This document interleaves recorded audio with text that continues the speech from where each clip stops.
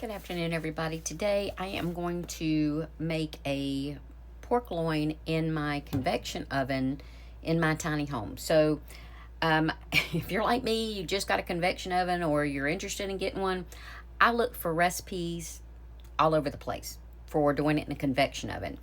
And I found one lady who gave some advice on what to do. So, I am going to pass on this knowledge just in case y'all have a convection oven. Of course, you can also do this in a regular oven. It doesn't have to be just a convection oven. But the convection oven, it's a little bit different because you have to cook at a lower temperature and the way you have to do it. So we're just going to start from the beginning. So what you're going to do is you're going to rinse off your pork tenderloin and you're going to pat it dry. Okay. And then we're going to rub some olive oil. And you're going to want olive oil all over it, not just on one side.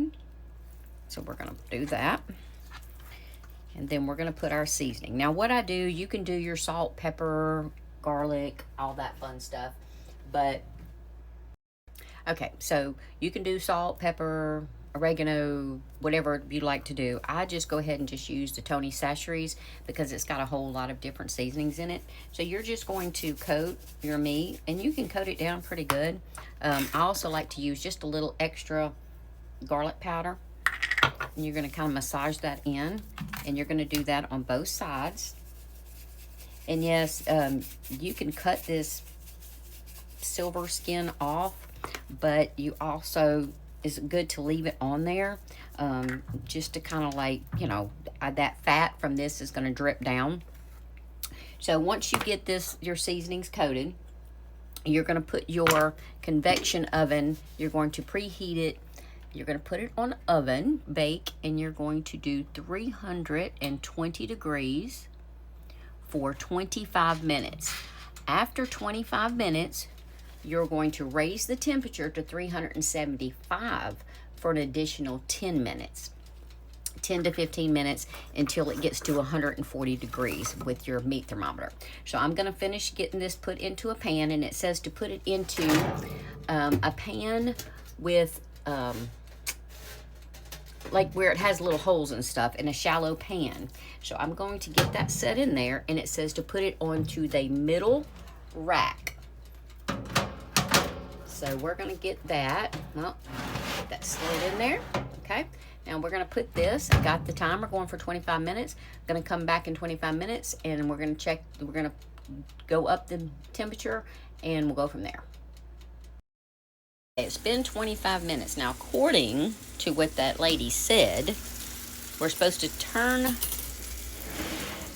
this up to 375 now and cook it for another 15 minutes. Now,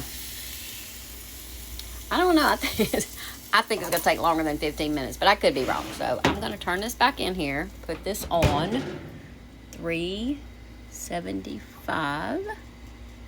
That's about right. And then go for another 15 minutes. So, okay, so real quick, something I did not do before I turned the temperature up is I was supposed to check the internal temperature, and we turned the temperature up, she said, when it's close to the 140. And this is only about 110 right now. So I turned it back down to the 320, and I put it for another 15 minutes, and then we'll check the internal temperature. She said when it gets close to the 140, then we turn it up to the 375, and basically to get it nice and brown and crispy on the outside. So I'm going to let this go another 15 minutes. I'm going to check it, and hopefully we're getting closer to that 140 degree internal temperature.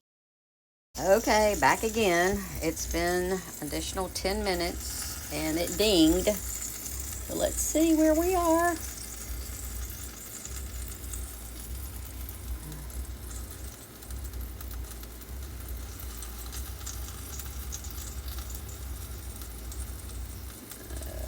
Okay, so that says we're at 125. So, I don't know. I think she See, this is why you got to try these recipes, because sometimes people, I don't know, she was English, so maybe their ovens are a little different. I don't know. I just don't know. So I'm going to go back at 320 for another 10 minutes, and we're going to check it. Checked it. It was at 135, so I flipped it. Now I'm going to put it back in here, and I'm going to do the additional 10 minutes at 375 to go ahead and finish it out. So I'm going to go back to 375, and I'm going to just do like 10 minutes because I don't want to dry it out, because that's the one thing about pork loin. It's not a fatty meat at all. It's very lean, so it can dry out very, very quickly. So I'm going to do this last 10 minutes. I'm going to take it out. It says to let it rest for 10 minutes before you cut it. That way it has time to finish any internal cooking it needs to do without drying it out.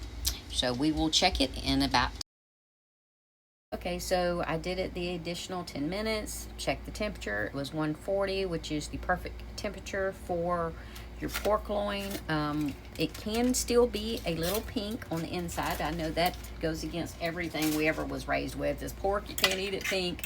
But on pork loin and pork tenderloin, you can. So I'm going to cut it. If you ever get a chance to find these Everblade knives, oh my God, they are just so good. They will cut through anything.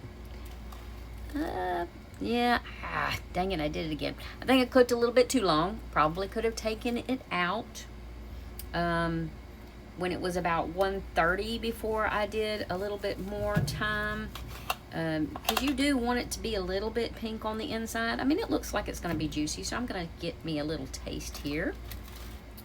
Get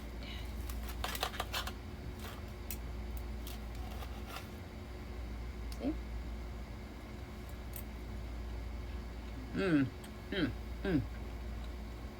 I take it back. It is very moist. It's not pink, but it is very moist. Ooh. If you use Tony Chachere's, remember, it is a little bit spicy. It's got a little bit of kick to it. So, I figure that's what happened with my bread pudding too, is I was thinking of oven temperatures, not this convection oven. So if you've seen my video where I burnt the bottom of the banana nut bread, yes, I cut the bottom off, salvaged it. It was still good. We ate it all. But learning curve with this convection oven.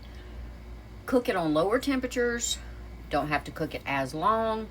So I'm getting there. So if you've got a convection oven, or again, you're thinking of getting one to save space, follow along this adventure with me.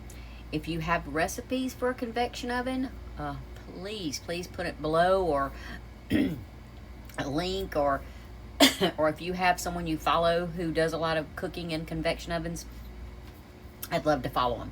So anyway, this turned out great. If you have any questions, let me know. If not, enjoy, y'all.